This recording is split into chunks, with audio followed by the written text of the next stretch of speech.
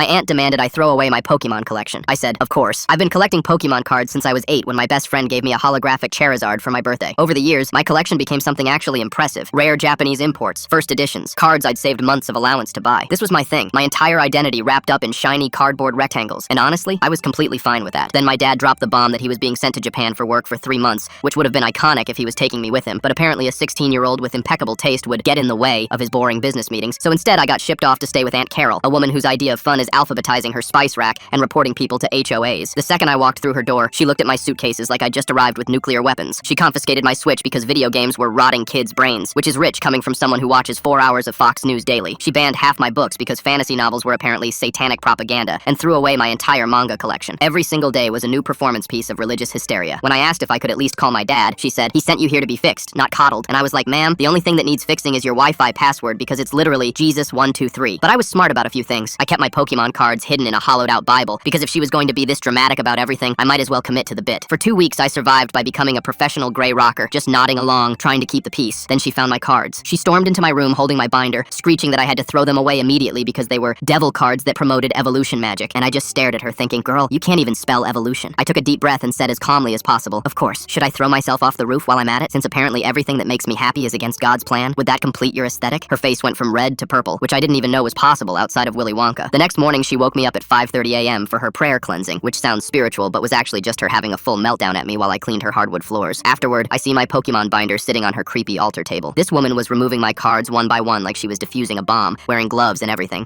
What are you doing with those? I asked, trying to keep my voice steady. She gave me this smile that would make horror movie villains uncomfortable and said, preparing them for tonight's ritual. You'll be there to witness your salvation. I'm sorry, my what? She wouldn't elaborate, just kept organizing my cards into a neat little pile while humming a hymn, and I'm sitting there having a full internal panic attack. For the rest of the day, she made me handwrite scripture for 4 hours, and if I made a single mistake, I had to start the entire page over, which felt like cruel and unusual punishment, but apparently is just traditional parenting. She confiscated my phone, my laptop, even my sketchbook because I'd drawn a Gengar Pokemon in it, and she said I was channeling demons through art. I desperately wanted to be like, Auntie, the only demon here is you. That evening, she grabbed my arm hard enough to leave marks and dragged me to the backyard where all my stuff was piled up. My cards, my books, my posters, my entire personality in a heap on the grass. She pulled out lighter fluid and started pouring it everywhere while monologuing about cleansing demonic influences like a villain in a CW show. She lit the match and forced me to stand there watching my Charizard burn, all while smiling like she'd just won an Oscar. 8 years of my life turning to smoke while she performed her little exorcism. So I walked into her house, grabbed every single porcelain angel from her collection, her scrapbooks, her church directories, all her precious garbage, walked back outside, and dumped it directly into her holy bonfire. There we go, I announced cheerfully. Now we can both be cleansed. Isn't this fun, Aunt Carol? Isn't this what bonding looks like? She started screaming, but I was already pulling out my phone to call a friend. His parents picked me up in under an hour, and I spent the rest of my dad's trip living my best life in a house where people understood that Pokemon cards weren't portals to hell.